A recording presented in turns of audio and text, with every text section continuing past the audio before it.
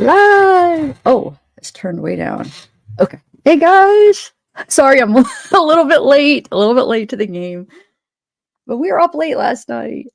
I mean, all of us together were up pretty kind of late, and then I slept in good and got off to a late start. But I'm glad to see you guys here. So yeah, we're gonna really start the trial, and then I thought maybe in between, sometimes you need a break from the trial.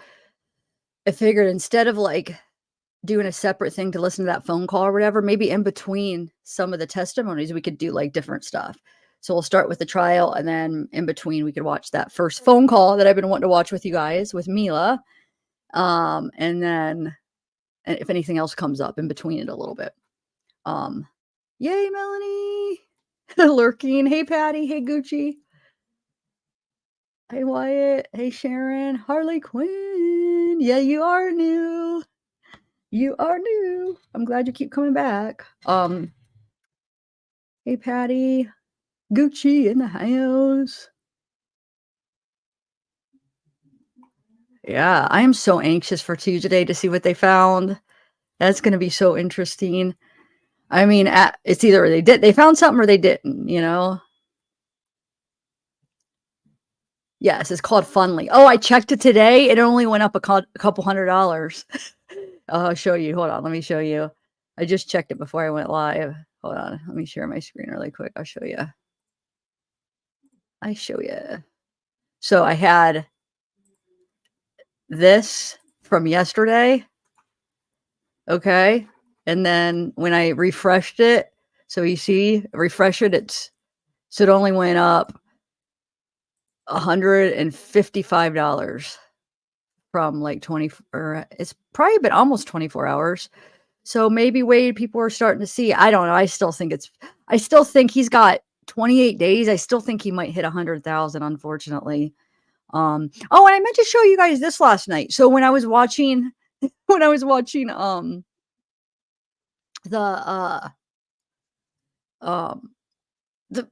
the TikTok. I was looking up stuff over here, and so here's all her mugshots. So there's a few new ones that we haven't seen.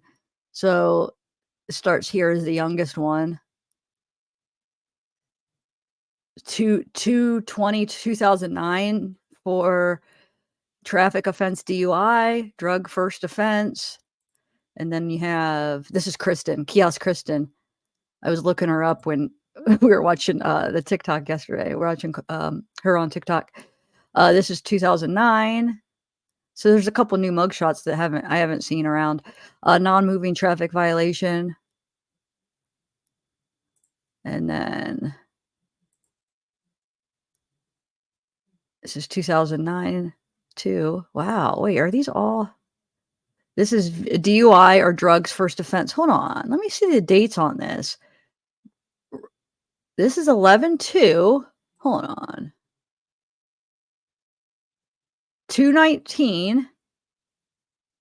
So February, and then of that same year, November 2nd, booking, and then November 23rd, and then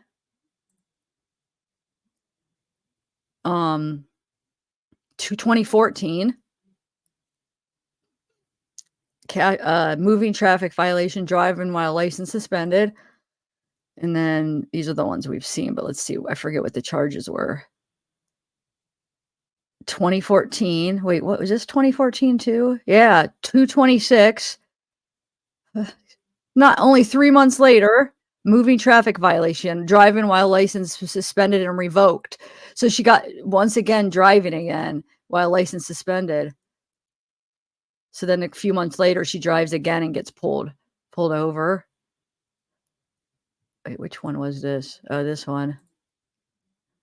And then this one. Don't worry, we're going to get to the trial. I just wanted to show you this real quick. This is 2018. While license, another one, third, driving while license suspended. Dang. And then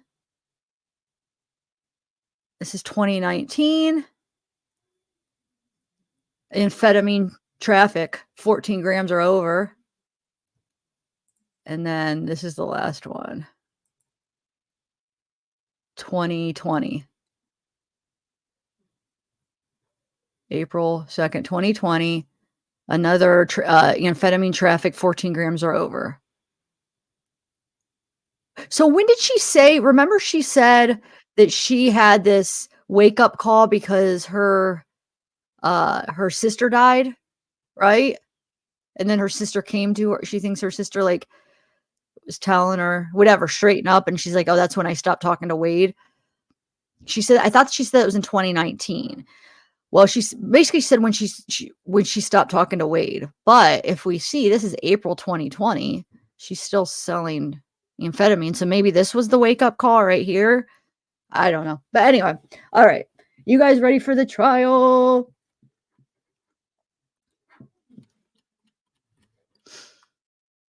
Yeah, I thought so too. Well, she was still selling meth, and that'd be 4 months after that. So I don't know if that's true then. All right, let's do this, guys. Okay. So we left off on day 1. We're still on day 1 on the trial. We left off at the one who was it? The detective. Yeah, let me share my screen. Oh, you know what? I made a playlist. Hold on a second. Well, I don't need to do the playlist. Never mind. I'll be up here. Okay. Hold on 1 second. Let me bring up my timestamp so I could tell you who this is.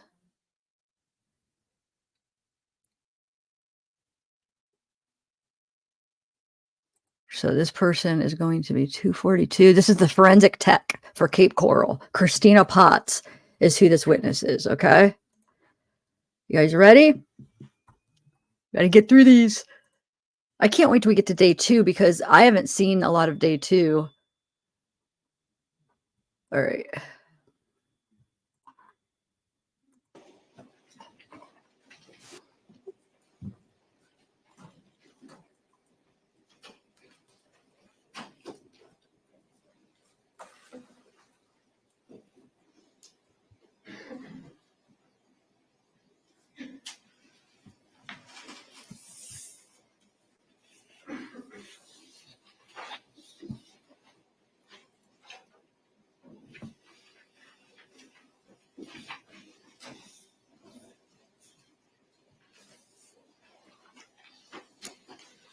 All right, if you'll face the clerk, raise your right hand, she'll swear you in. Do you solemnly swear or affirm that the testimony you give will be the truth, the whole truth, and nothing but the truth? You can take the stand. Please watch your step.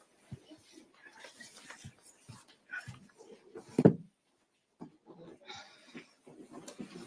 right, you may proceed. Thank you, Your Honor. Good afternoon, ma'am. Good afternoon. Would you please introduce yourself to ladies and gentlemen of the jury by telling them your name? My name is Christina Potts. And where do you work? I'm a forensic technician with the Cape Coral Police Department. And that answers my next question. Sorry. And how long have you been a forensic technician for the Cape Coral Police Department? For 12 years. And what is involved in being a forensic technician? We're responsible for responding to crime scenes, all types of them, from burglaries to homicides. We photograph them, document them through notes, sketches, video. We also collect items and process them. And I also do fingerprint comparisons and digital forensics. And approximately how many crime scenes would you say that you've gone through over the course of the years? Over 1,000. Now, I want to direct your attention specifically to the 7th of October of 2019. Did you have occasion to go to a residence at 4838 Tudor Drive in Cape Yes. Coral? Yes. And what was the reason for you to go to that location? We responded there for a search warrant for a death investigation. And what did you do when you arrived at that particular location? I met with officers on scene. They explained everything. I took photographs starting with the exterior and took overall exterior and interior, and then progressed through the scene. What was the purpose of taking overalls, and as far as photography goes? To document everything from a distance, so that way when you examine it closer, you can see the orientation and the location. And then you also indicated that you went ahead and took photographs of the interior as well? Yes. Now, if I may approach, Judge? You may. I'm handing you a whole stack of photographs here that have been already previously admitted into evidence. I ask you take a look at those items and see if you recognize those.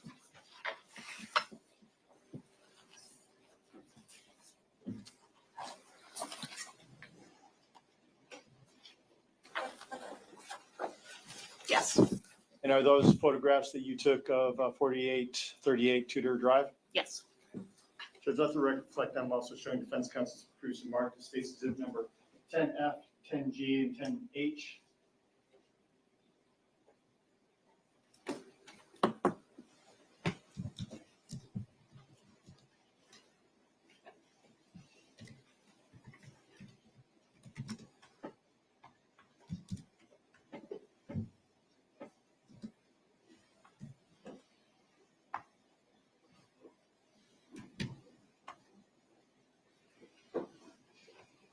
May I approach this? You may. Possible also handing was producing marked as 10F, 10G, and 10H. I see you take a look at those items and see if you recognize those. Yes. And do those fairly and accurately depict the interior of the items that you collected from Miss Christine Melton's body? Yes. Judge, the state move 10F, 10G, and 10H into evidence at this time? No objection. All right, they'll be admitted. Now, after you go ahead and photograph and collect the various items on the interior, do you also go ahead and prepare what's called a diagram? Yes, somebody on scene usually does, yes. And what would be the purpose of preparing the diagram? Just another form of documentation to show the orientation of things. When we say orientation things, you're talking about items that are contained within the residence in relationship to each other. Yes. Judge, let the record reflect I'm showing defense counsel's increasing mark that states exhibit number 11.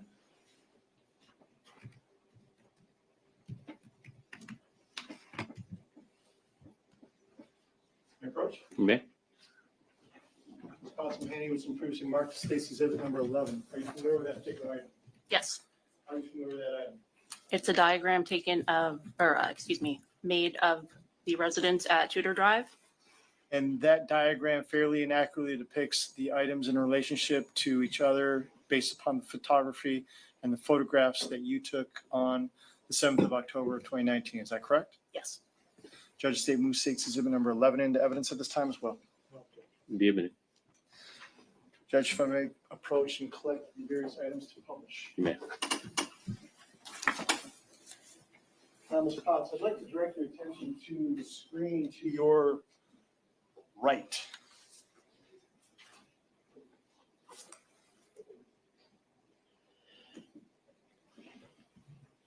States 10, that's a photograph of obviously the mailbox, which orients us to the exact address to which you were dispatched. Is that correct? Yes. And when we're looking at 10A, what are we looking at there? That is the exterior of the residence, a little closer from the mailbox to show the whole outside from the front. Now, to assist us in when we enter this particular residence, I'd like to show you the diagram, states exhibit number 11. Can you orient us with regards to where the front door would be?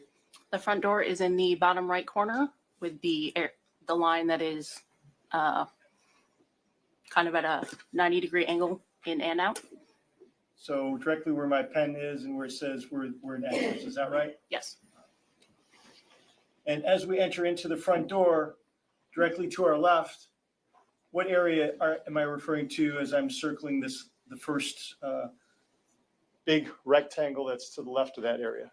The furthest to the left is the living room area and then the dining room table area. And if we proceeded in the front door and moved our way back into this particular diagram where it says kitchen, is that in fact indeed the kitchen? Yes. And then if we went to the left here and we see this item here that looks almost like a elongated cloud. Item C, I believe, or L, excuse me. What exactly are we looking at in that particular photograph or diagram? That is the female body that was in the doorway, wrapped in the bedding. How far would you say that particular item was in relationship to the doorway? It was in the middle of the doorway. And from the front door, how far would you say it would be? Approximately. I'm not sure on the distance, but So if I directed your attention here to what's been previously admitted as State's Exhibit number 10B, is that the doorway that you're referring to? That back where the cat is located, and in that doorway we see it looks like a pile of bedding. yes. And that's Couldn't get her through that Wow. doorway. He was having trouble, I bet, object that's depicted in the diagram. Yes. because he had a wrapped man. So then, as we make our way to There. 10C, What a creep. what did you do when you observed that particular pile of bedding and clothing? Photographed it. Did you do anything more with it at that point in time? No. And then we're looking at 10D. That's a closer up photograph of the bedding and the clothing that's tied around it. Yes. Now, is this photograph one that you took as well, 10E? Yes. I know. Now, after you took these particular photographs, what did you do next? Waited for the medical examiner to respond. And did they respond? Yes. And what did you do after they responded? We had to take the bedding apart layer by layer and photographed everything as we removed it. So when we're referring to State's Exhibit number 10F that you just identified, what are we looking at in this particular photograph? That is clothing that was tied together and wrapped around the outside of the bedding.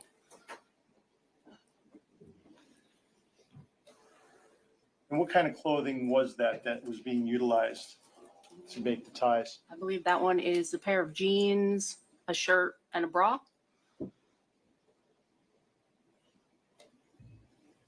And then we're looking at 10G, where we're looking at in this photograph. That is a white scarf that was used it was wrapped around her hands. And did you ultimately remove that scarf as well? Yes. And is that what we're looking here at item 10H? Yes.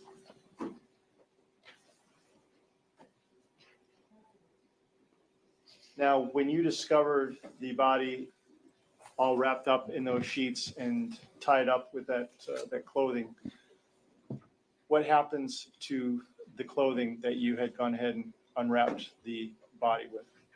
Each item was left tied as it was and was packaged separately and collected as evidence. And what do you do when you collect evidence?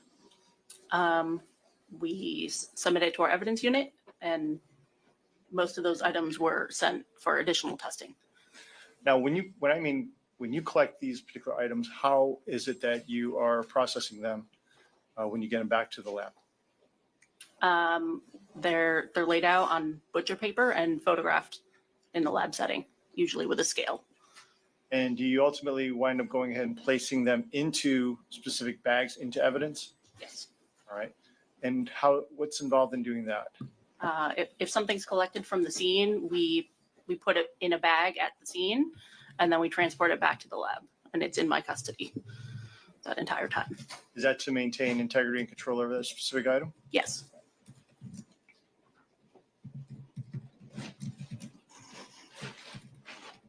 Let me approach it. Yeah. Let's reflect on showing defense counsel increasing marks in cases of number 16, 17, and 18.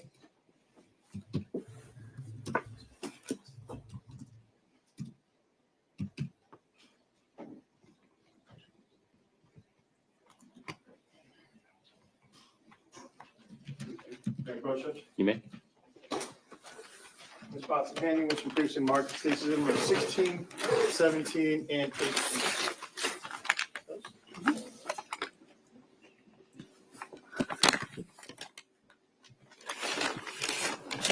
Do you recognize each and every one of those items that are currently before you at this time? Yes, How do you recognize those? by the sticker on them with my handwriting on case documentation.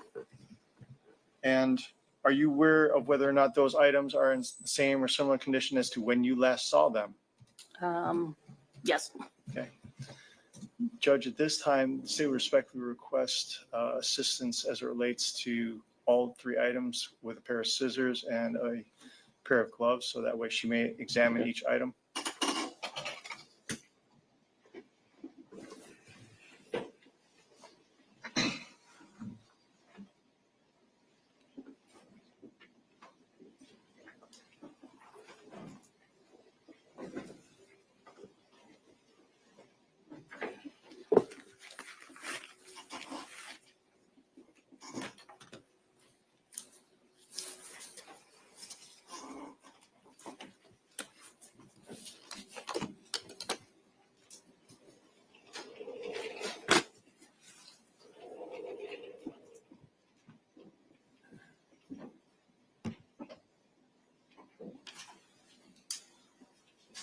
open all of them.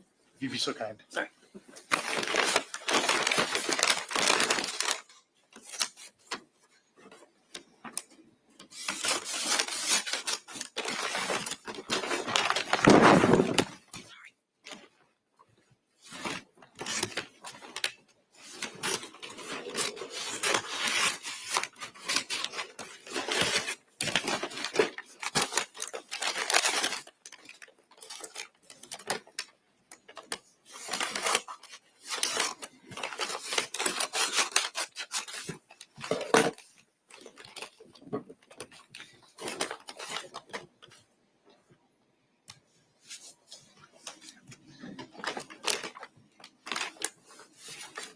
Would you please look into items that's previously been marked as takes exhibit number 16.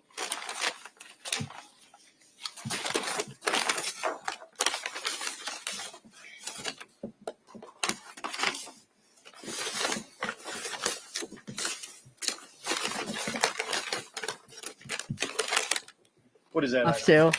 That is the Hold on. black, white, and gray. Okay, so let me just show you here. It's just something because somebody made me want to look into the that wage group page or whatever. I always check back like every day to see if there's anything new. So I guess they are auctioning off his suits, and they say like link in the Fundly. I went to the Fundly to see if there's any like anything that says like, oh, there'll be a raffle. I don't see anything yet there, but first let me read the letter that is posted on the page. Hold on. 1 second. I can't play the actual hold on. Sound, because last time I played the sound, they always have a music playing in the background of their videos, and I got copyrighted last time. I clipped it out. That's why that one live is missing a chat. But we could play it without the sound and read the letter, okay? So I guess after 2 weeks of silence, a letter from Wade will finally arrive. The truth cannot be silenced forever. So there's a letter that I guess he's sending to the person running this Facebook page. A letter from Wade. Okay, so it's actually, she goes closer up. I'll wait till it goes closer real quick.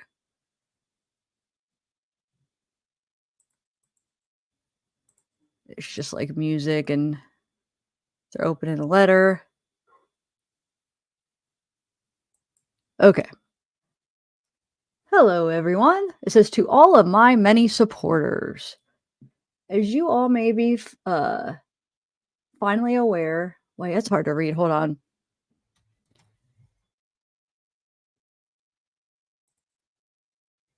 You know what I might need to do is screenshot it. Okay, let me see if I could do this. Can you guys still hear me? As you all may be fully aware by now, besides even very minimal postal mail ability. All other means of communication have been taken away from me. The deeper spoken is the truth. What? The further away they wish to take me. I hope you guys can still hear me. Does it say the deeper spoken is the truth? The further away they wish to take me. So I heard that he doesn't have communication anymore. Although never may what is authentic. Although never may what is authentic and valid be silenced or concerned or concealed. Together as one, our fight at justice will endure. It has been said before, the darkest nights reveal some of the brightest stars. Is this like a poem that he supposedly wrote? Oh, poet. Is he a poet now? Because it's not that great. Oh my God. Okay.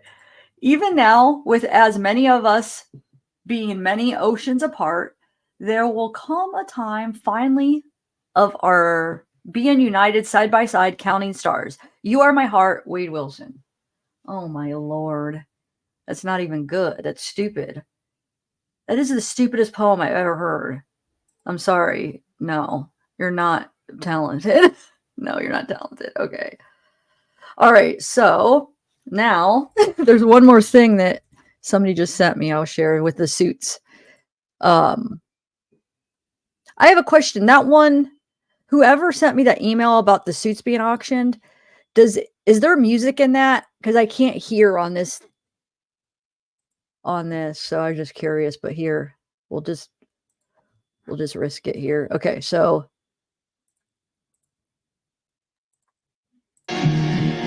oh, there is. So it's just gonna be music. Okay. So we're gonna mute it. Okay. It says there are so many people that want to talk to Wade. Could there be a raffle or something that anyone who donates $5 over the next week will be entered into a raffle, and whoever is drawn wins a call with him? Oh, wait, they win a call with him. Oh my God. What do y'all think? I know some of y'all in touch with him. Could you all make this happen? Okay. And then they show the suits. Ask and you shall receive. There's his, I guess, the stuff he wore. Recognize these items? Oh my Lord. They think he's like some god or something. He's not. No. This can be yours. Head to Wade's Fundly for more details. So I went to his Fundly and I don't see anything about it. Look, this is refreshed. Okay, let's see. Where does it say? Oh, it went up like $20. Where does it say anything about the suits?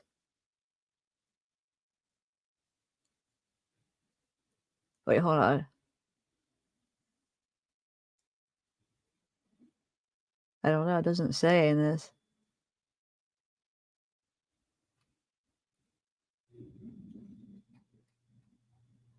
Anyway, so I guess now they're raffling off that. They're raffling off a phone call with them. Gotta be kidding. And people are going to do it. Then you have comments. But this isn't supporters. We already went through all those. They're all like women. I'm sure there still are women. But I don't know. So yeah, that's what they're doing now.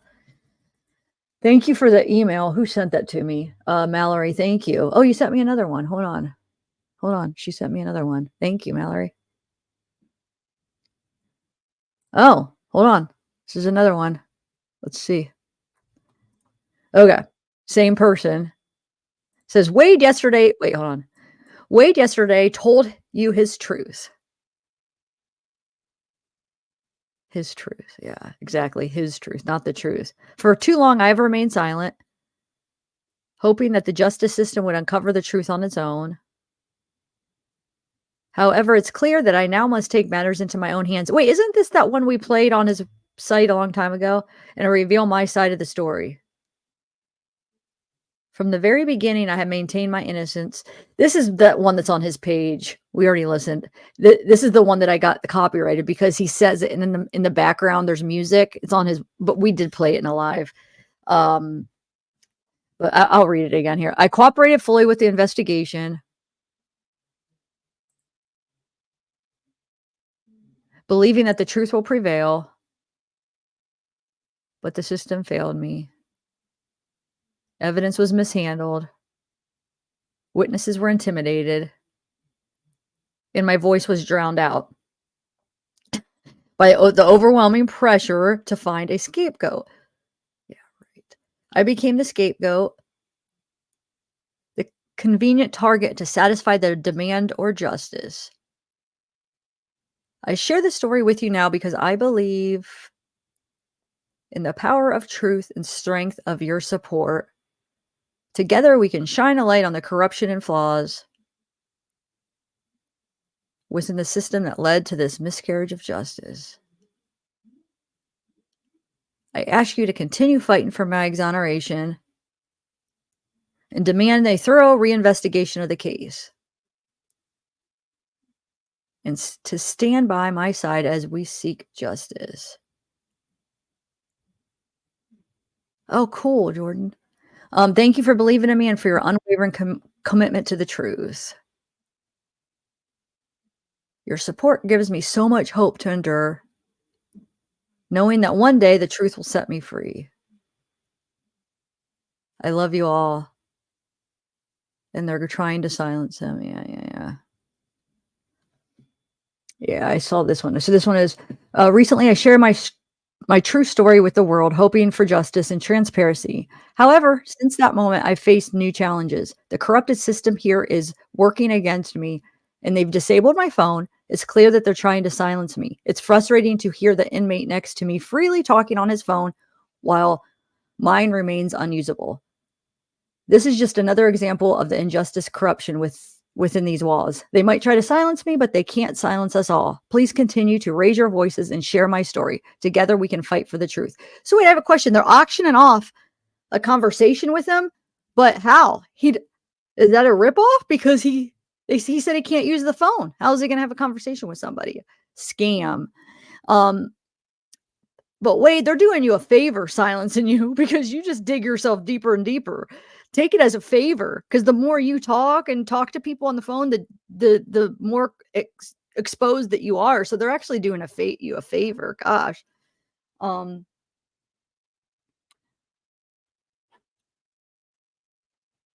Okay, wait. Sent you okay. Okay, let me see. You sent it to me? Hold on one second. I didn't get it yet, Jordan. Are you saying you sent it to me on Instagram? Can you email me?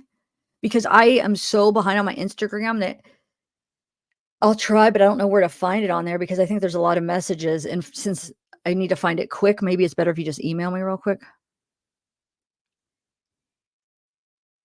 Okay. So let's continue the trial, and then I'll stop if I, have to share anything else. I'll try to stop in between testimonies, even though we are in the middle of this testimony. But I wanted to remark about this testimony. So those pictures, those are like, he takes her out the doorway and just leaves her, like, basically in the doorway. I think he just freaking got lazy, just leaves her right there. He just, oh man.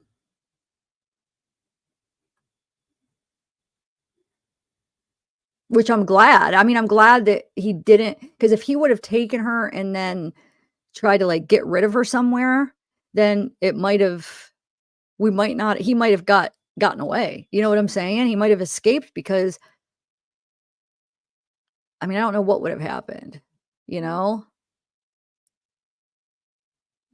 if he would have, like, got her body out and in the trunk and then put her somewhere. It might have went down a little bit different. So, I mean, I wish he never killed her. That would be the best option. All right, so let's continue this. And then, like I said, when I get other stuff, we'll stop in between and look at stuff. Eyes closing. Okay. And is that item in substantially same or similar condition as to when you last saw it? Yes. And was that item sent off to the Florida Department of Law Enforcement for further testing? Yes. Judge of State moves State Number 16 into evidence at this time. Any objection? No. Be admitted. Permission to publish, Judge. You may.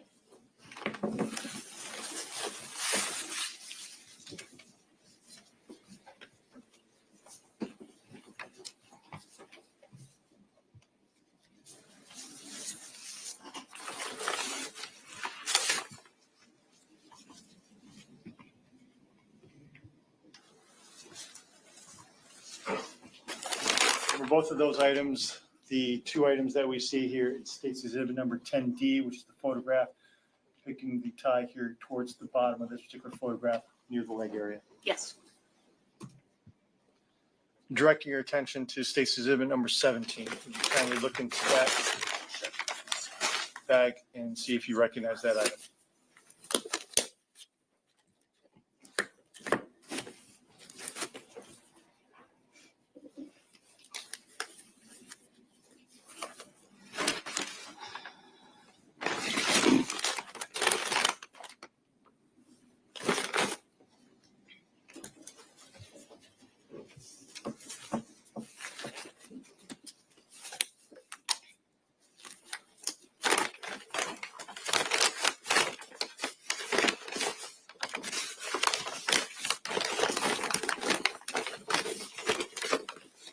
Yes. How do you recognize those items? They're the items I collected, and they are the 2 shirts, bra top, and jeans. Are those items in substantially same or similar condition as to when you last saw them? Yes. And were those items also sent off to the Florida Department of Law Enforcement for forensic testing? Yes. Judge of State would move State's number 17 in evidence at this time. Any objection? Be admitted. Publish, Judge. You may.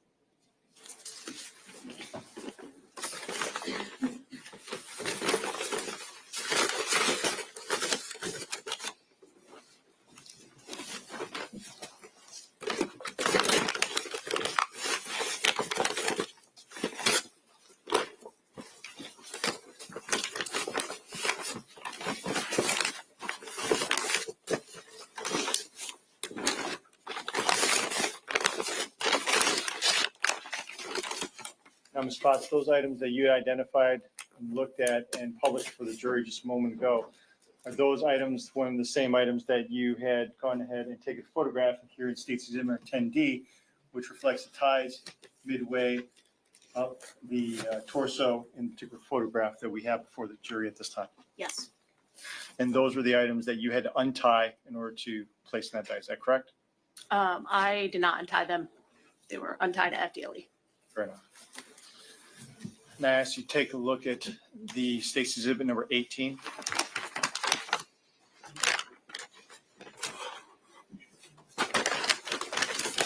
Recognize that item. Yes. What is that item? It is a blind rod that was found inside the bedding. So when you say inside the bedding, what do you mean? We did not locate it until we had taken the clothing off and started to open up the bedding. It was inside with the body. And did you obviously also send that off for forensic testing? Yes. And is that item in substantially same or similar condition as to when you last saw it? Yes. Judge State moves State's Exhibit 18 in evidence at this time. Any objection? No objection. Be admitted. Permission to publish, Judge. You may.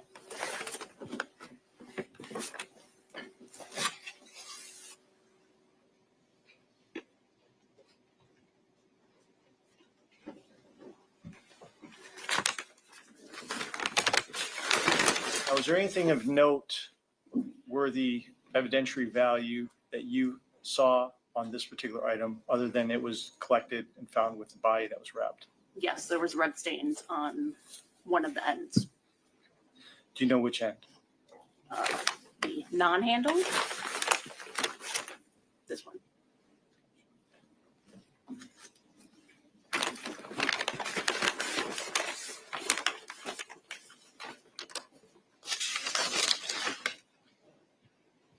Now, Ms. Potts, did you have any further involvement in this particular case after you had gone ahead and conducted the crime scene processing?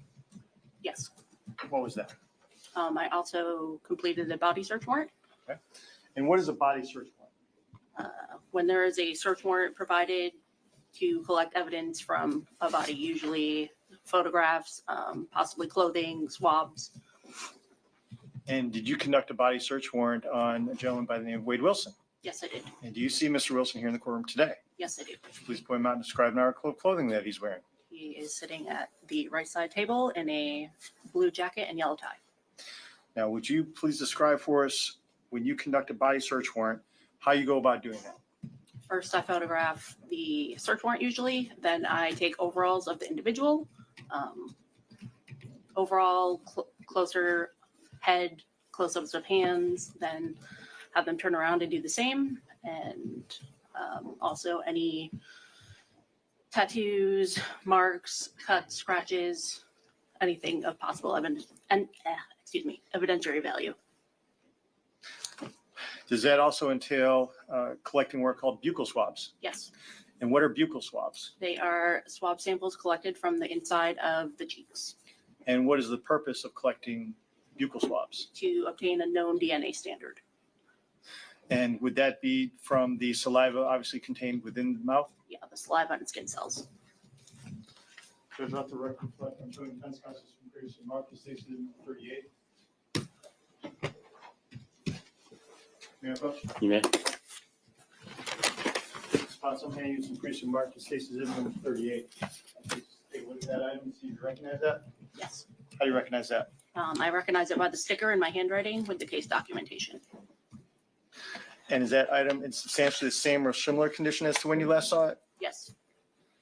And what is different about that particular envelope? There's additional sealing from FDLE and an additional sticker. That means that it was sent off to the Florida Department of Law Enforcement for forensic testing. Is that correct? Yes. Judge, at this time, say move Stacy Zimner 38 into evidence. Any objection? Be admitted. I have no further questions for this witness at this time, Judge. All right.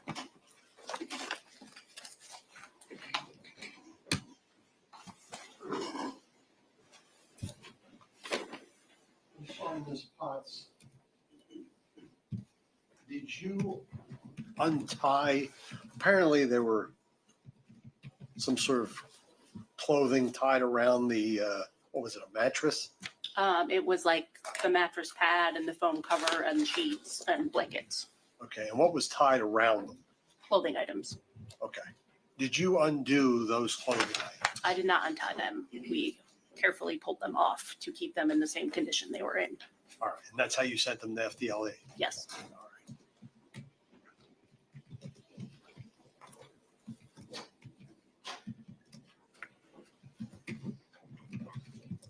When you executed the search warrant, the body search warrant, some of Mr. Wilson's clothing had stains on them. Yes. Did you test for blood or any other substance? Yes, I did test them for blood with presumptive testing. I'm sorry. I did do presumptive blood testing on them, yes, on the stains. And were they negative? Yes.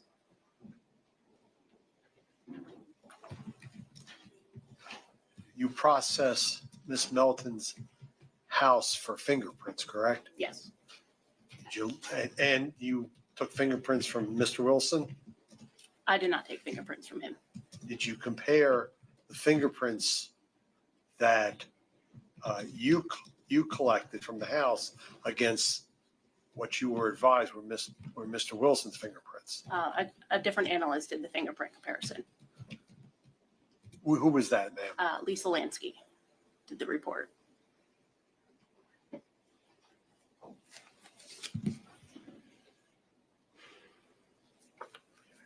Did you process any of the items that were around the body for DNA? Yes.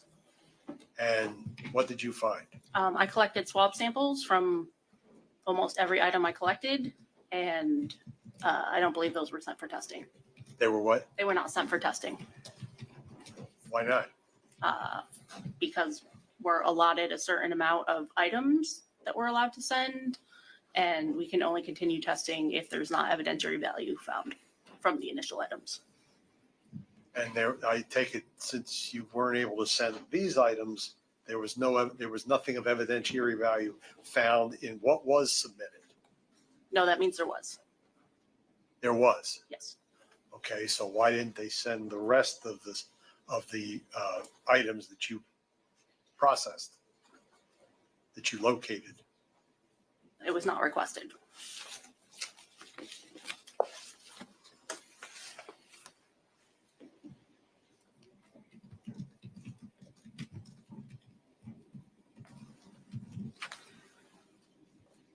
Did you process Miss Melton's car? I did not. May I have one moment, Judge? Yes. Hey, Keither B podcast. Did you ever answer me the other night? I was asking, do you have a podcast? What's your podcast about? I'll try not to talk loud. Sometimes when it goes back and forth, my voice is a lot louder. But what's your podcast about? I'm curious. Is it true crime?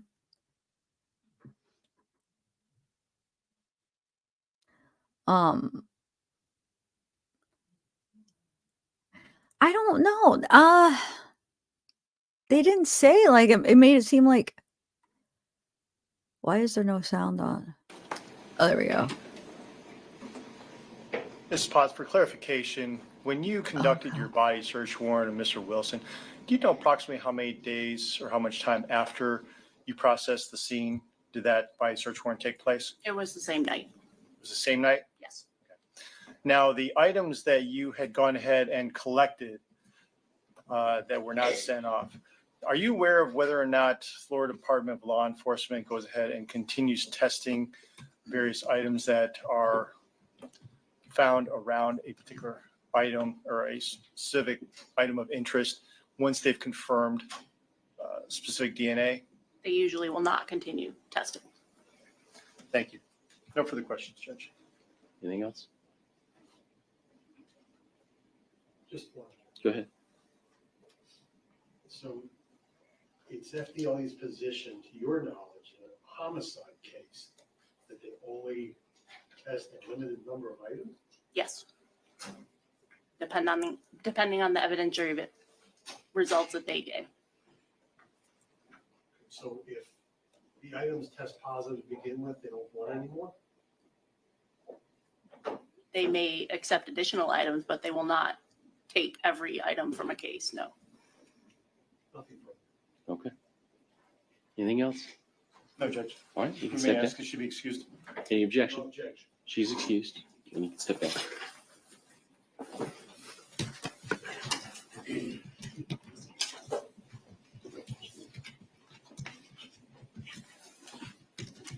Okay, I'm gonna just pause this for 1 Everybody minute okay on the jury? Okay. and show you Jordan's. She sent me the text with her friend that works at the jail that Wade is at, right? So he sees him. How often does he see him, Jordan? I hope I'm playing him in the right order. So it says, haha, you're intrigued by him, huh? So he's the black and Jordan the green, right? She says, intrigued, no, I'm into the true crime saga, and these calls are so funny. And he says, he is always isolated, housed alone. And she says, but he hates it. He's mouthy. I can't believe these women on these calls, like, it's recorded. And he says, where are you listening them at? Yeah, he's a douche. And she says, on YouTube, like phone calls from prison, and he's gay too. And he says he cannot be with other inmates, so he always is in a cell by himself. And she says, why can't he be with other inmates? It's like Wade Saga, and he's always begging for money. And he says he's not gay. He might be bisexual. Problem is that in jail for this long with no women, you know, any chance you get to get your D sucked, you do whatever, LOL. Because he's dangerous. He's a big dude. He's violent. So that's why she was asking, like, why is he isolated? He's dangerous. He's a big dude. He's silent. And she says, yeah, bisexual probably. They released a call from him and dude talking. And he's like, no, baby, I love you. I want to marry you. LOL.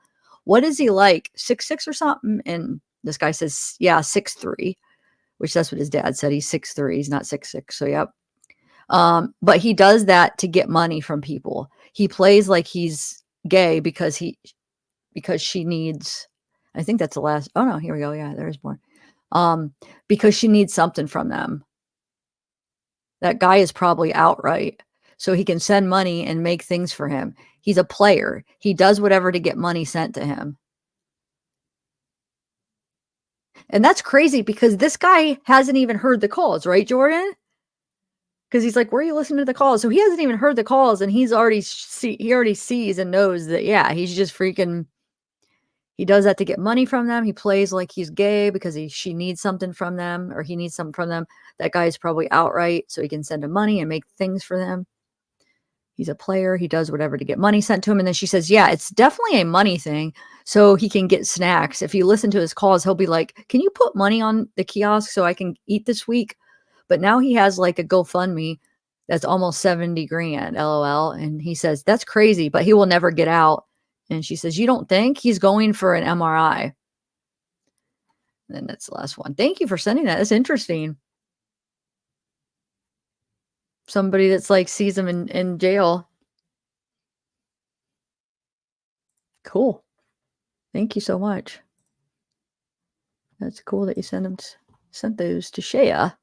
Okay, so back to the trial. So the next person, well, they'll say who it is. The next witness. They can call our next witness. Judge State would call Dr. Noelia Hernandez.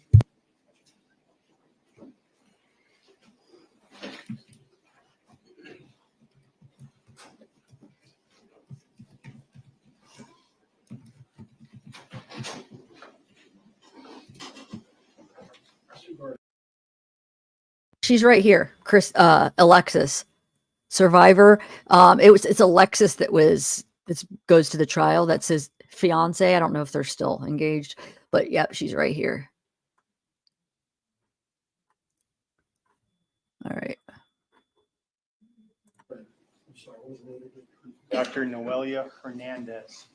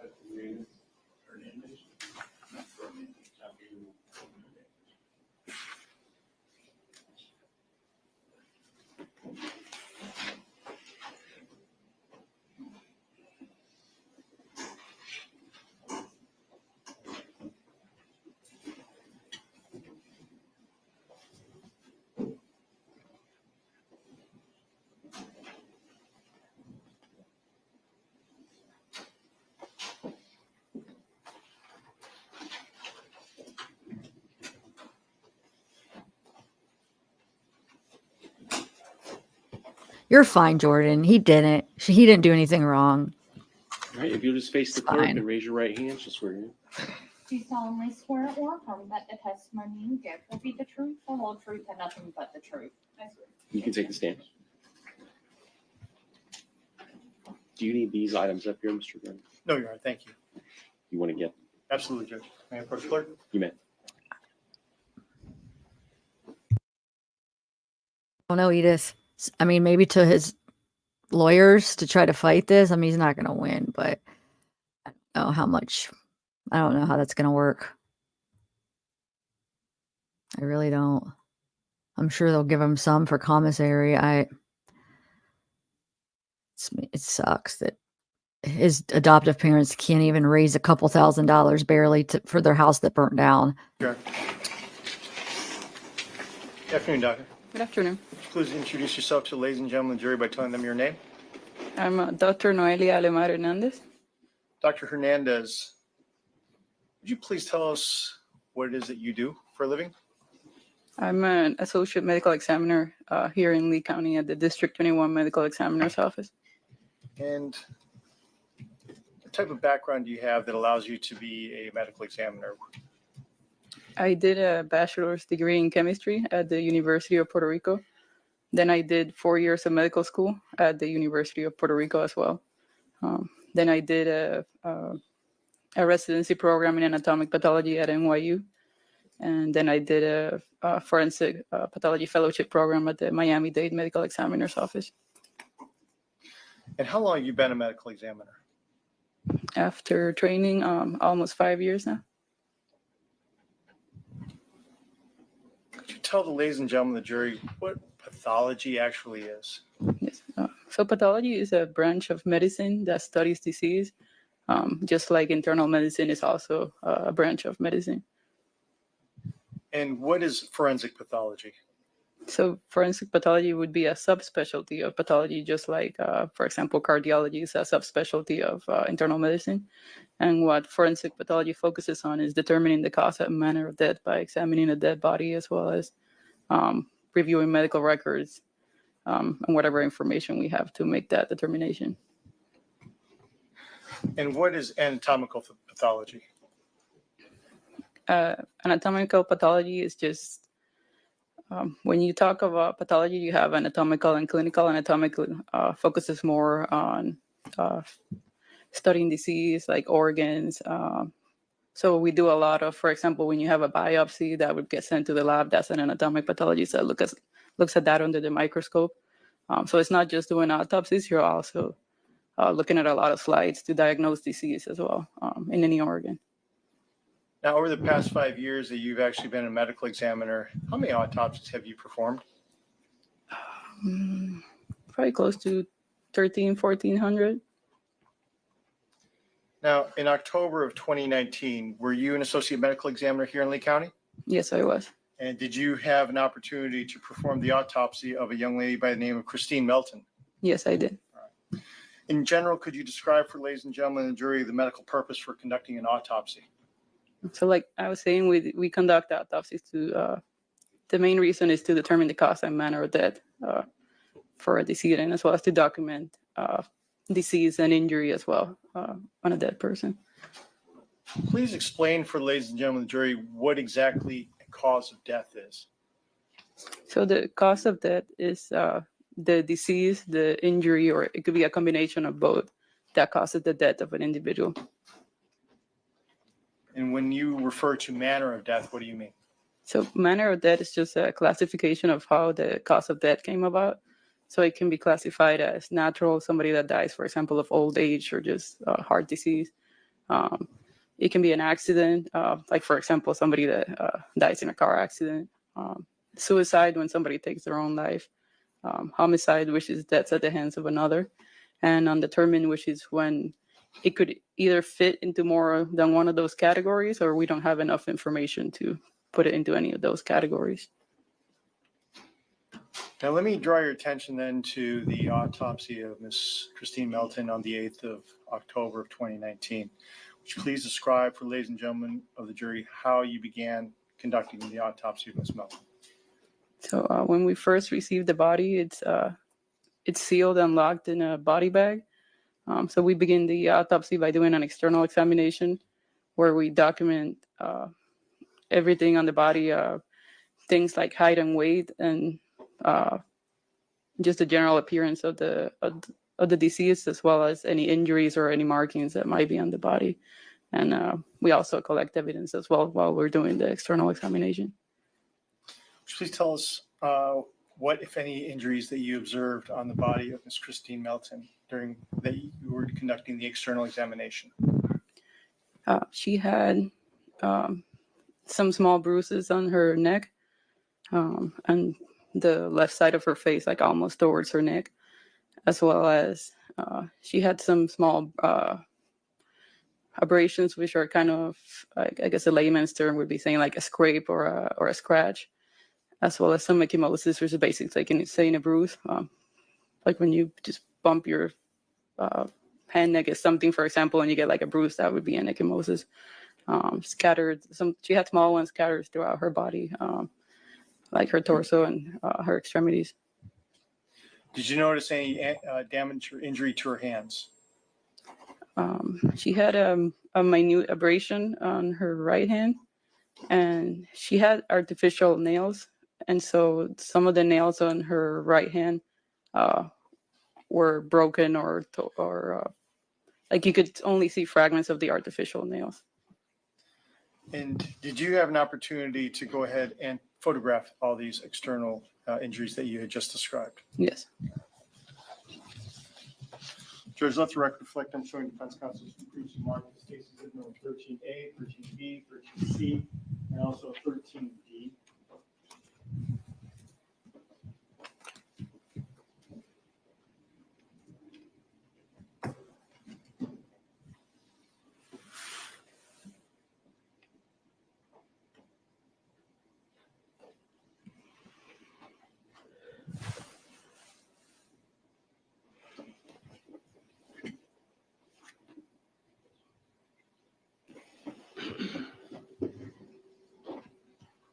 Any questions? You may.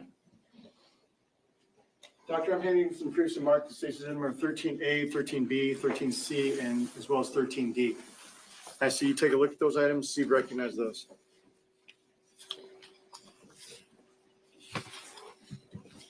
Yes. How do you recognize those? These are photographs that were taken during the external examination and autopsy of Miss Melton. And do those photographs fairly and accurately depict Ms. Melton when you were conducting the autopsy of her on the 8th of October of 2019? Yes. Judge State will move cases in number 13A, B, C, and D in evidence at this time. Objection. Be admitted. Commissioner Publish. You may. Now, Dr. Hernandez, I'm showing you State's Exhibit number 13A. Could you please orient the ladies and gentlemen, the jury, about the injuries that you are observing in this particular photographs that give you any cause for concern? So as you can see here, you're looking at the right side of her head, and you can see the upper part of her torso. The number 908-19, that's the number that was assigned to this particular autopsy, to Ms. Melton's case. And then if you look to the, I guess looking straight at it, it would be below the number. There's like a darker bruise on the right side of her neck. I wish I had a pointer, but oh, there you go. So that's the little bruise I was referring to on the right side of her neck. And what did that indicate to you? That she had a blunt force injury or a bruise on that side. And as we're looking at State's Exhibit number 13B, what are we looking at in this photograph that gave you any cause for concern? This photograph is the left side of her head, and again, you can also see the superior part of her torso. And in this photograph, the dark, I guess, mark is the best way to describe it in the picture on the between her neck and her shin on the left side. That's the abrasion, or an easier way to describe it. It could be a scratch or a scrape on the left side. And if you look towards her shin, it's a little bit hard to tell with the glare, but there's like a little pink area right here. That's also a little bruise on the left side of her shin.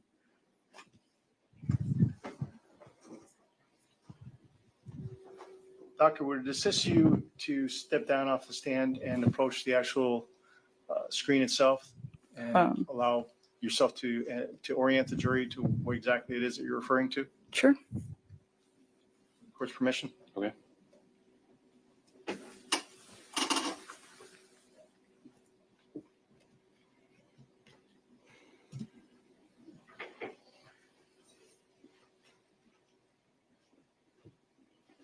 abrasion I was referring to? Objection, no question. That's true. Now, the abrasion that you're referring to in this particular photograph, would you please describe for us what gave you cause for concern in State's Exhibit number 13B?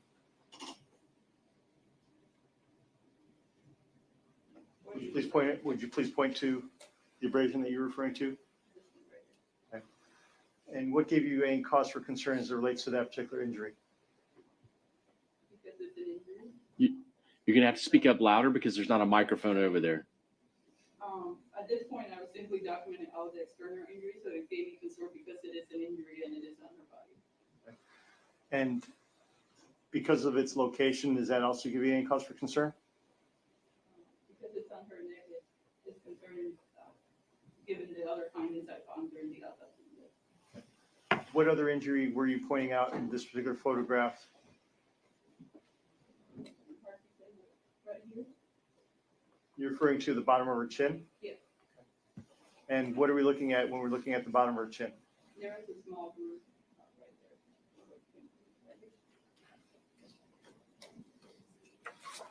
I'm going to show you State's Exhibit number 13C that's been entered into evidence. What are we looking at in this photograph? But this picture is after the hands have been cleaned and the fingernails have been cut for evidence. But these are the two artificial fingernails that you can see. I'm gonna have to have her speak up louder if you're gonna have her up there because I can't. Just please speak up. Like I was saying, can you hear me? Okay. This picture is after the hand has been cleaned and the fingernails have been clipped to collect evidence. What you can see here is these are the two fingers where the artificial nails, as you can see, are missing, and there's only some small fragments of them left over per nail. And did these appear to have been broken off? They appear to be broken off. I can't say when it happened, but they appear to be broken off. Very well. Now, when we are talking about when we talk about some of this discoloration that is reflected here in State's Exhibit number 13B and 13A, could you tell us a little bit about the discoloration that we're observing in these particular photographs? So she has a mix of lividity and congestion on her face. So lividity is a post-mortem change that is based on the position that our body is in after the person has passed away. So all the blood flows towards the side that you're laying on, and you get this discoloration on the face. And you can also get congestion there are certain things that can cause the face to get congested as well. Marked discoloration that you can see, as well as around her eyes, you can see it's markedly congested with the little, it almost looks like little red bruises around her eyes. Do you know when those particular bruises actually occur?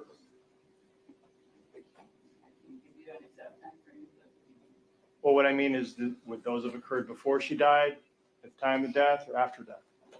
Somewhere between around the time of death or before, it could be either one. Thank you, Doctor. You can return to the stand.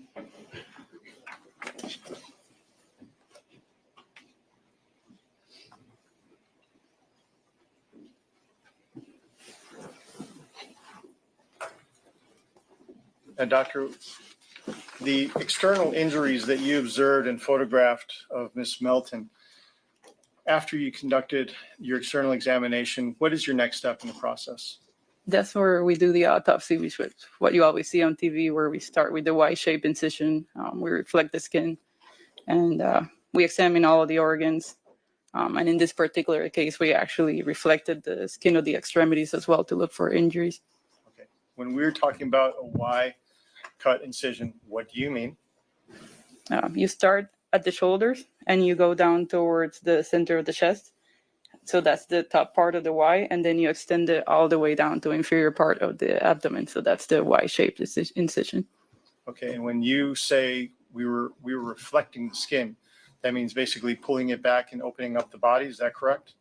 Correct. And when you conducted the Y incision on Ms. Melton and began the external examination or internal examination of her body, what did you find? She had hemorrhage on the subcutaneous tissues of her neck, which are the tissues right under the skin. And I could also see hemorrhage over the muscles on her neck. Was the first thing we saw as we're starting the autopsy. Now, with the court's permission, I'd respectfully request the doctor to step down once again and approach the screen. And Which exhibit do you have? Stacy number 13D, Judge. Okay. All right.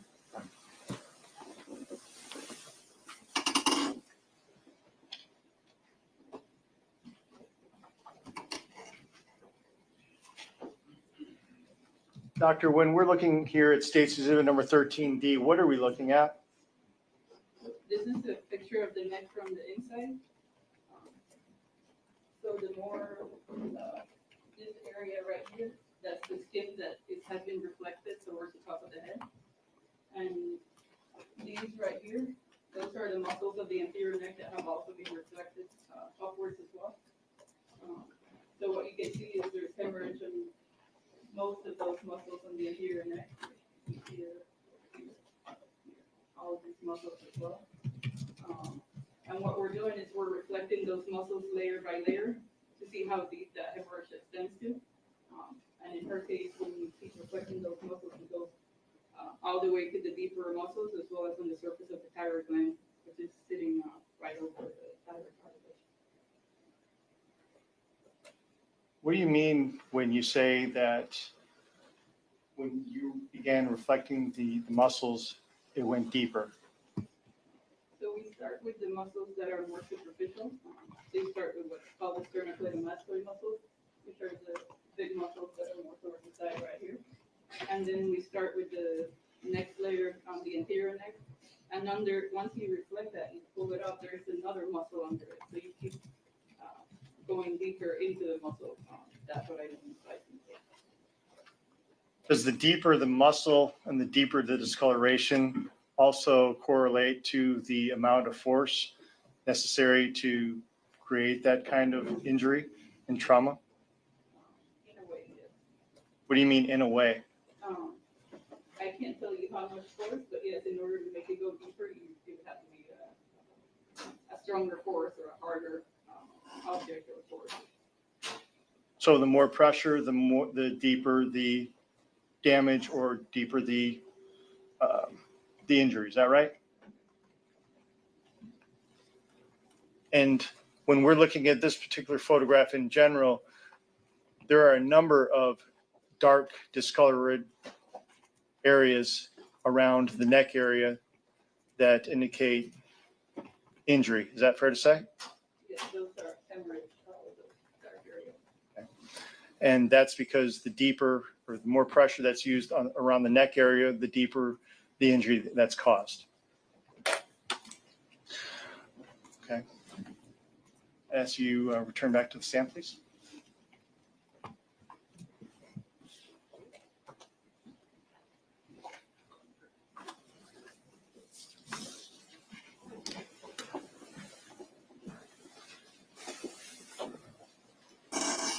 What other injuries did you see on the interior of Miss Melton?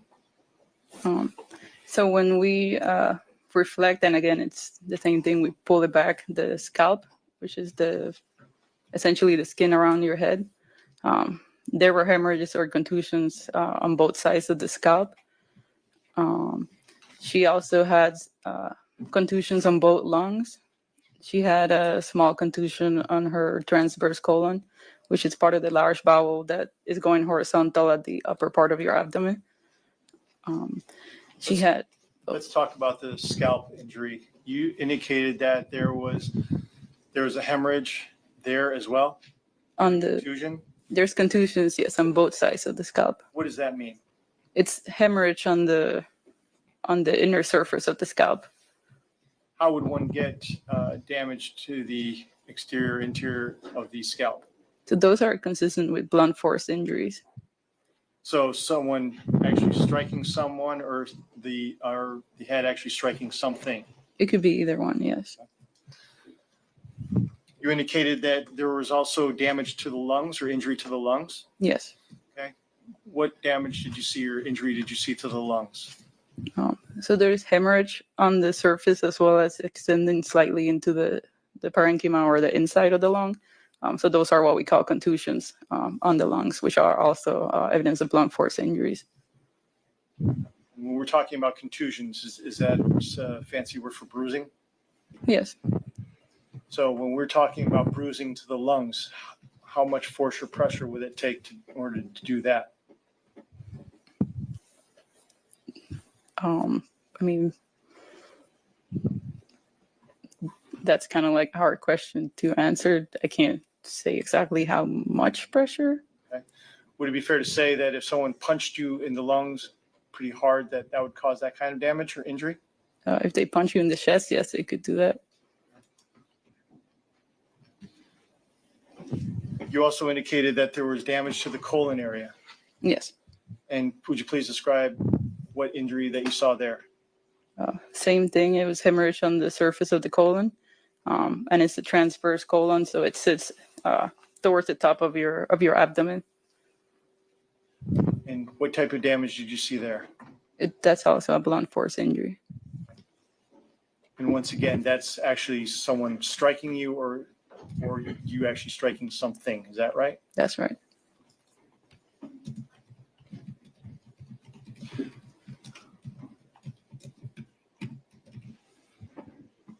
Was there any other damage that you saw on the interior of Ms. Melton?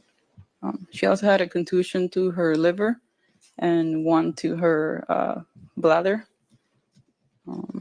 She had a ruptured cyst in one of her ovaries, but that type of cyst could rupture due to trauma, but it could also rupture due to strenuous exercise and other activities. So I can't say whether or not that was due to the trauma. Let's talk a little about the damage to the bladder. What did you see there? So similar to where I was explaining in the lungs, it's also hemorrhage on the surface of the bladder. And it extends all the way to the mucosa, which would be the inner surface of the bladder where the urine is held. So it'd be like hemorrhage on the tissues right there. And would that also be consistent with blunt force trauma? Yes. And as it relates to the liver, what did you know was trauma to the liver? Yeah. So that one would also be blunt force trauma, the contusion to the liver.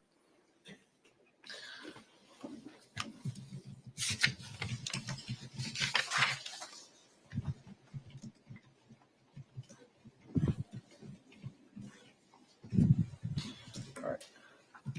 So based upon your complete autopsy examination, can you tell, ladies and gentlemen of the jury, what your conclusion was in this particular case?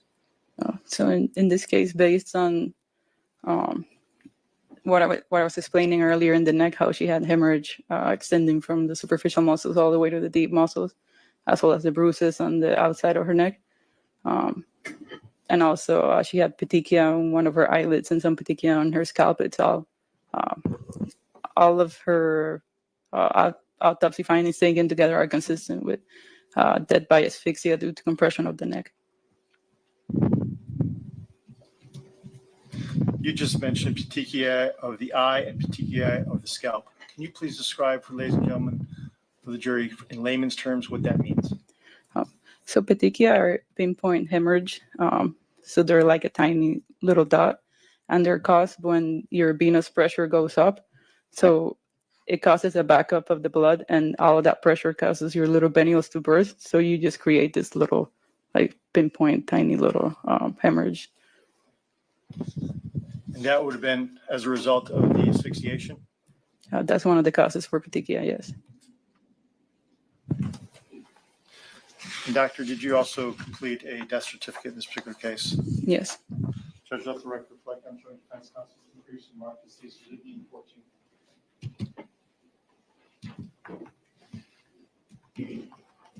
Commissioner Croce? You may. Dr. O'Mahan, you listen previously marked as cases number 14 as reported. Do you recognize that? Yes. What does that appear to be? This is the death certificate for Christine Melton. And is that a certified copy of the death certificate? Yes. Judge Staten would move Stacy number 14 in evidence. Injections. No objection. Be admitted. I have no further questions at this time, Judge. Okay.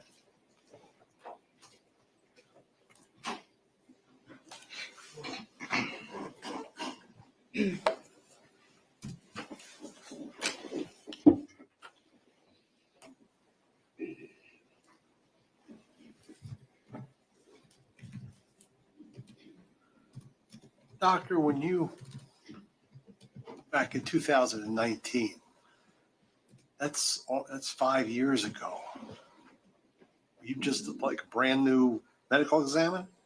Yes, I had recently started at the District 21 Medical Examiner's Office, Okay. When did you start it there? September of 2019. So this was 1 month after being there. Yes.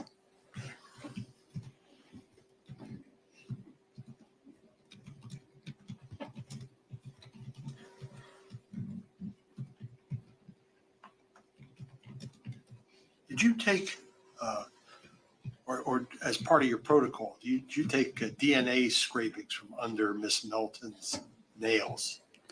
We take the fingernail clippings where they cut the fingernails, and we put them in the little envelopes. Okay. But you're not, you yourself conducting an autopsy are not looking to collect DNA, are you? We collect a DNA card from the decedent where it's like a little card with circles and you put blood from the decedent on it. Okay. We collect the fingernail clippings, which I guess law enforcement would use to look for DNA under the fingernails. We'll do swabs if they request us to do a rape kit, like swabs of the mouth, the anus, the vagina. And if there's any secretions or anything we notice on the body, we may swab that as well. Did you do a rape kit on Miss Melton? I believe we did, yes. And what do you do with that when you're done collecting the evidence? We hand that over. We sign it, we seal it, and we hand it over to law enforcement. And just what do you do to use a rape kit? I'm sorry. When you are going to complete a rape kit, what do you do as part of your autopsy? You mean like how do I collect this? Is that what Yes. Oh, okay. So I usually have my technicians assist with that. And before we clean the body, once we open the body bag, we'll take swabs of, so the rape kit usually comes with swabs for the buccal mucosa. It swabs for the vagina and swabs for the anus as well. So we'll do all of those before we clean or start manipulating the body any further once we get it. Do you as the doctor do those or are your technicians doing them? They usually do those under my supervision.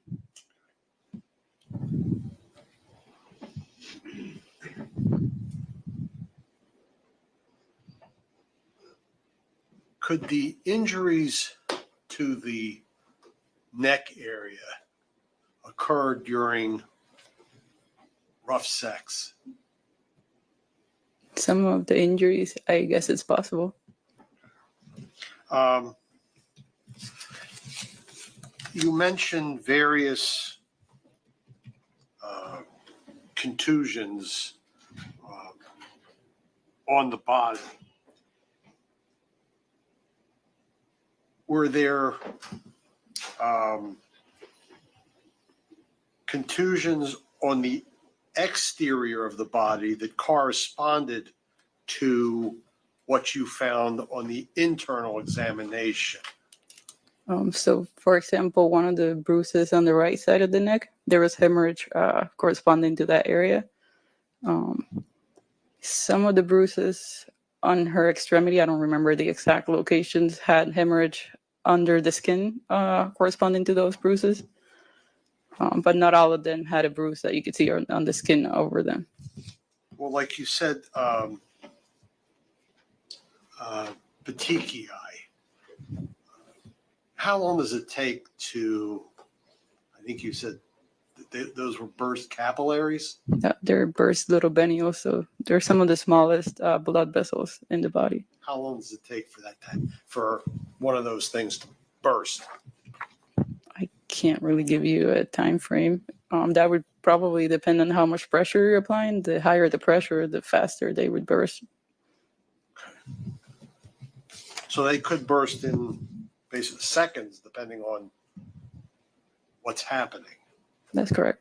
Okay, and you found those on an eyelid. Did you find any in the eyeballs? She had ecchymosis or hemorrhage in the eyeballs. So I can't say definitively if those were petechia, that they can become confluent. So when you have petechia close together, they can kind of coalesce. So it just looks like one big ecchymosis rather than a bunch of little petechia. But that's pretty much impossible to say if that's what happened in that case. And how did you note petechiae on the scalp? When you reflect it on the inside, that's where you see the petechia. Okay. All right. Nothing further, Judge. All right. Anything else from the state? Nothing further, Judge. Thank you. All right. You may step down. Yes, that's it. You'll collect the evidence, exhibits, and give this to the clerk. No objection. Okay. You're going to ask the police. Oh, I don't, did they, I don't think they have. Yes, it should be released. Okay. No objection. All right. You're released. Everybody in the jury okay? Okay. Call your next witness. The state calls Luis Tabora Rodriguez.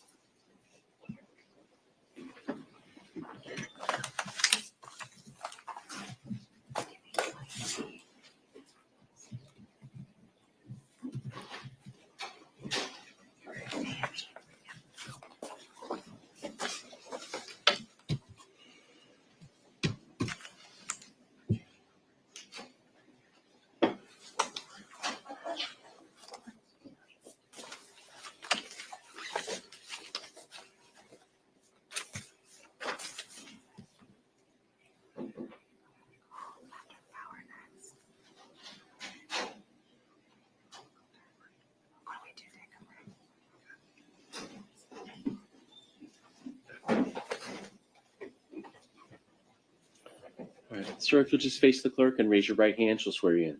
Do you solemnly swear or affirm that the testimony you give will be the truth, the whole truth, and nothing but the truth? You take the stand. Right at follow.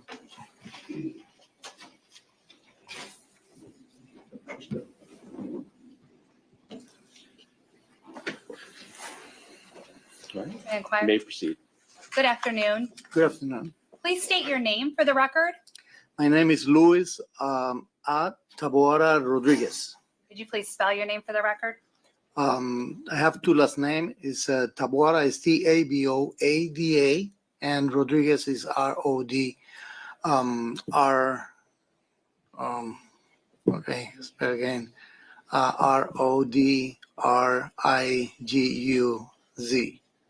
And sir, are you currently employed?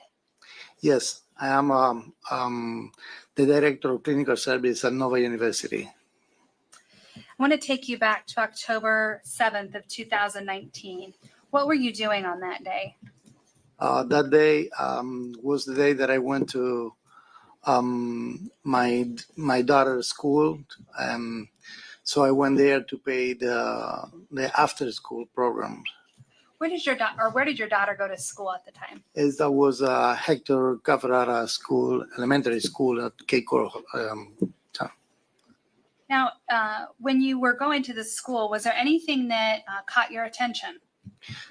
When I went out is when it caught my attention, and I went to the office. I paid the after school program, and I went out. I saw in the entrance of the school a woman purse, and this is what that caught my attention. So I turned and I grabbed the purse and give to the police office inside the school, in the office. All right. Now, when you saw this purse, where exactly was it? Was it in the road or on a sidewalk? It was in the middle of the road, but it's in the main entrance of the school. I think it's a school property, not in the street. When you saw the purse, what did you think at the time when you saw it? I saw that probably some mom dropped it. I have seen people leaving stuff in the top of the car, and I saw that. So you said when you saw it when you were driving? Yes, when I went out from school, And you stopped and picked it up? I did. May I approach, Your Honor? You may. For the record, I'm showing defense counsel 23, 24, and 24A.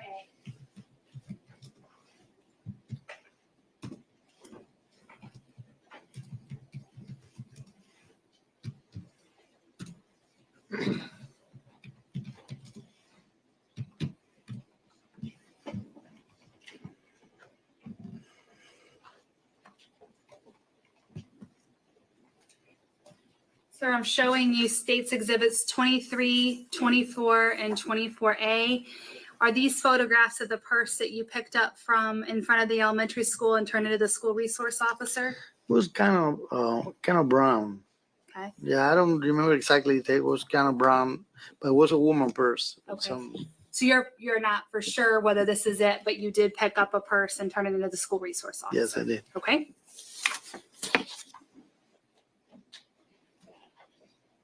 Now, when you left the purse with the school resource officer, did you give him your name? No, basically they know me there because I already paid for that school programs. And no, I just gave the purse and tell the office that I don't know what was inside. Just the purse was open. I saw some stuff there like cards or, but I didn't open it and check anything. So I gave to them. Okay. And did you then give a statement to Cape Coral Police Department about the purse that you found? I did.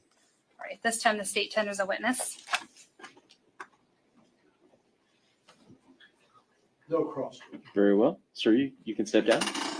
Thank you so I'm gonna much. ask that he be excused. Any objection? No objection. You're also excused. Right? I leave? You can go. Thank you.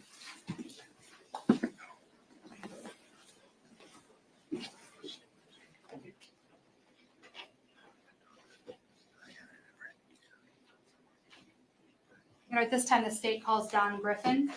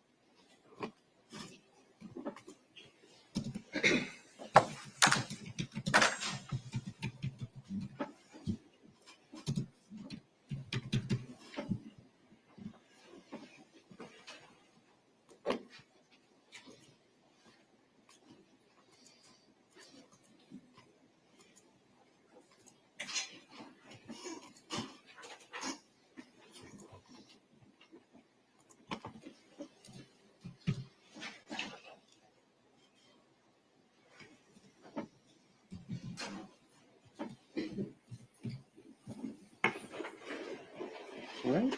If you'll face the clerk and raise your right hand, she'll swear you in. Do you solemnly swear or affirm that the testimony you give will be the truth, the whole truth, and nothing but the truth? All right, you can take the stand. Please watch your step.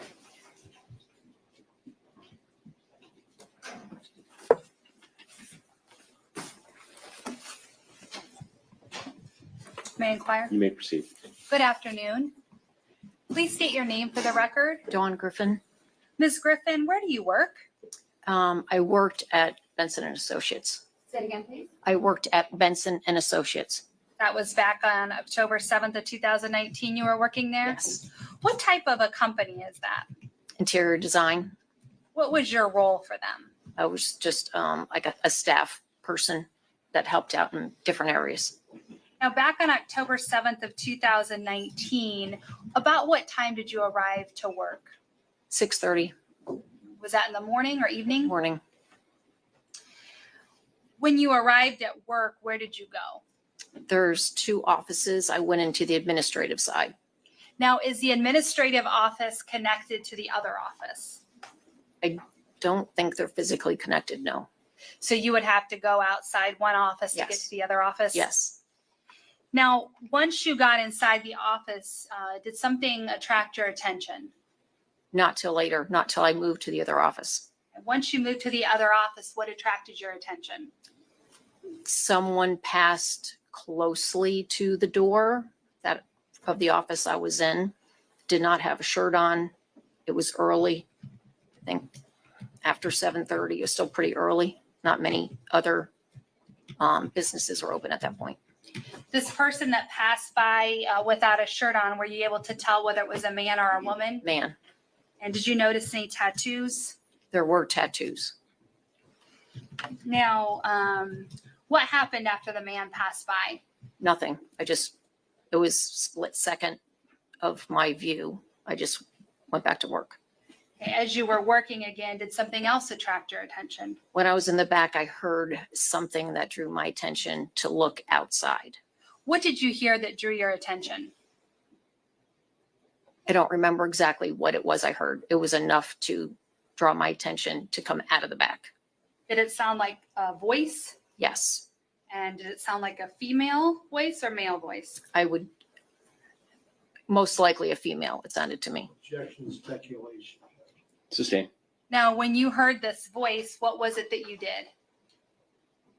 I continued to look outside. What did you see when you looked outside? Some kind of a struggle between this man and someone else I could not see.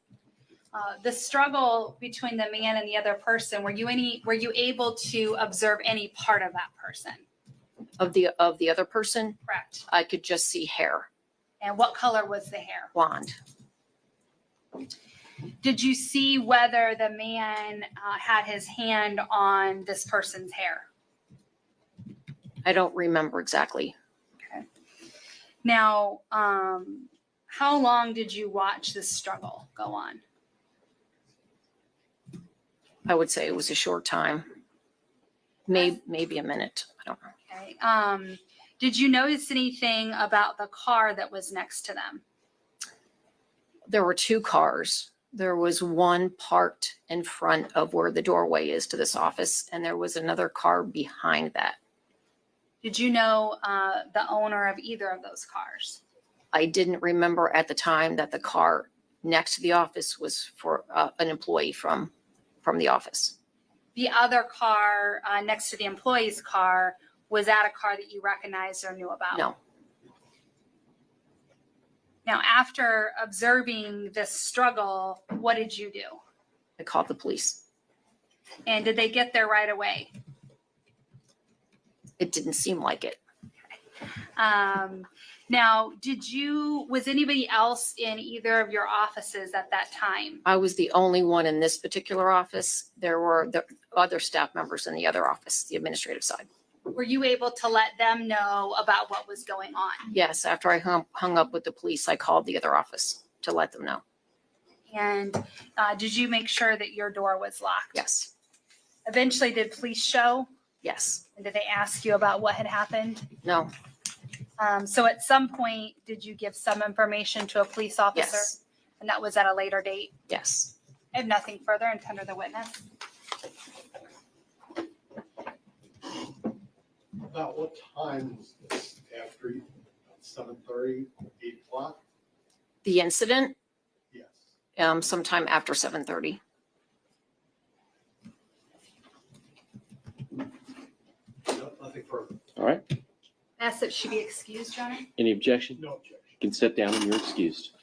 We're going to need a break before the next few witnesses. Okay. It's actually Ladies perfect and gentlemen, time. I'll send you back into the jury room. Please leave your notes here. Remember my earlier instructions. And we'll probably be on break for 15 minutes, maybe. All rise. Okay, so